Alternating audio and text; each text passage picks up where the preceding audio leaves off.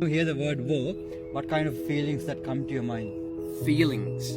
Feelings or idea, thoughts, Feelings don't come to my mind, they come to my gut heart? and my heart, yes. Yeah. Thoughts, well, war achieves nothing positive in the long run, except when you have to fight to defend yourself. I can understand that, a nation or an individual. It's a terrible waste of humanity, and war is conducted by a minority of powerful, manipulative people, and the mass of the ordinary people are just, doesn't matter which side they're on, they are the victims. Why do you think they are fighting? Why do you think the powerful people are conducting that? Well, in part it is often to cement their own power. We look at Netanyahu in Israel, and yes, there was a terrible provocation that we could understand their reaction, and that was justified, but the perpetuation of that war is predominantly about hanging on to power for Netanyahu, not going to jail, not standing trial. And about money? More collectively, I think we've heard this stupidity of Nampa Jimpa Price anti-Indian comments recently, and we've got anti-Aboriginal stuff, anti-migrants protests. There's two key factors. They are so obvious. Ignorance, fear. So not knowing, ignorant, not knowing the other, the culture, the language, and then out of that not knowing comes fear. You know the term xenophobia? No. No, Greek word, xeno, phobia, fear of the other, fear of the different.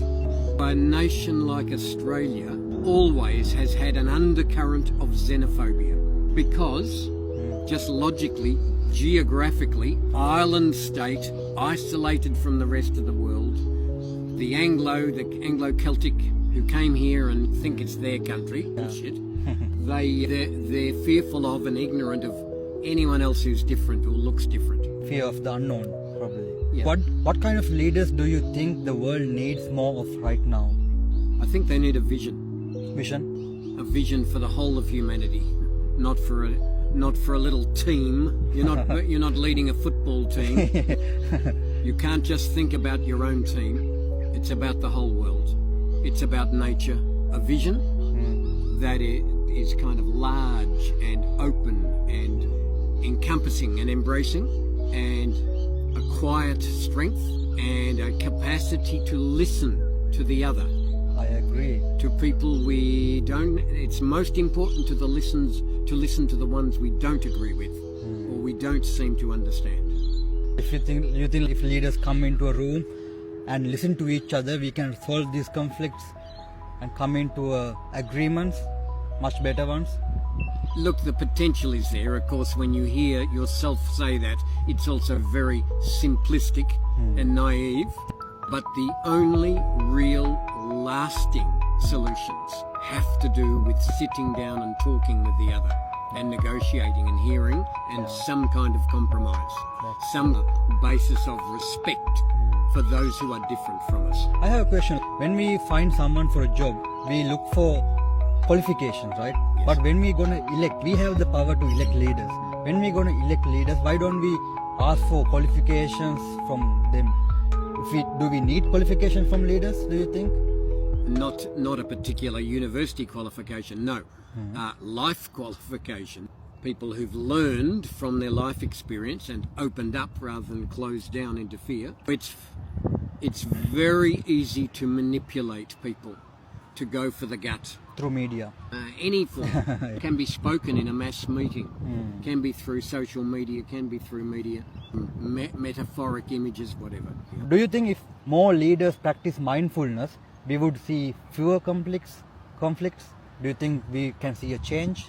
Look, by definition, yes, because to be mindful is actually all the things that I've been talking about. But wouldn't you also agree that leadership is also about power, about a need or a wish to control, and this can be both healthy and unhealthy. But do you think if we be mindfulness and we connect to others, we feel the power within ourselves? Like most leaders don't feel the power within themselves, so they look the power outside from them, Yeah, from the outside yeah, world. Very good point. I would call that, I just a young man, 75 years of age. I'm still working. I work in schools with great. leaders, principals, deputy principals, leaders, That's wonderful. as a coach, As a coach. helping them develop, okay? And one of the things I talk a lot with them about is developing our inner observer, Inner observer. right? So that's the capacity both to be observant of other people, but especially of ourselves. That is to be able to step aside and look at ourselves in a situation, That's true. right? That's really quite mindful, isn't it? That's true. And of course, this is what we need from our leaders. It's extraordinary, mind-blowing how limited most of the people in leadership are. They're very limited human beings. They're hooked on this power thing. In our politics in Australia, I'm sure it's the same in India. I'm from Sri Lanka. You're from Sri Lanka? Yeah. Oh, great. My neighbours are from Sri Lanka. Yeah. It's kind of short-term, no vision, no sense of direction, no core values really. Yeah. It's about winning the next election. Yeah, that's all that true. matters. For fuck's sake, seriously. Yeah. Pathetic. So they need more money to work for the next election, so Yeah, but they only use to this be power. elected. Yeah. The end is to be elected. Elected, yeah. It's not for the sake of the country or the state or the locality. Yeah. So when they Look, elect, it's a very cynical view I'm expressing, I know. There are good ones and it's more than that, but yeah.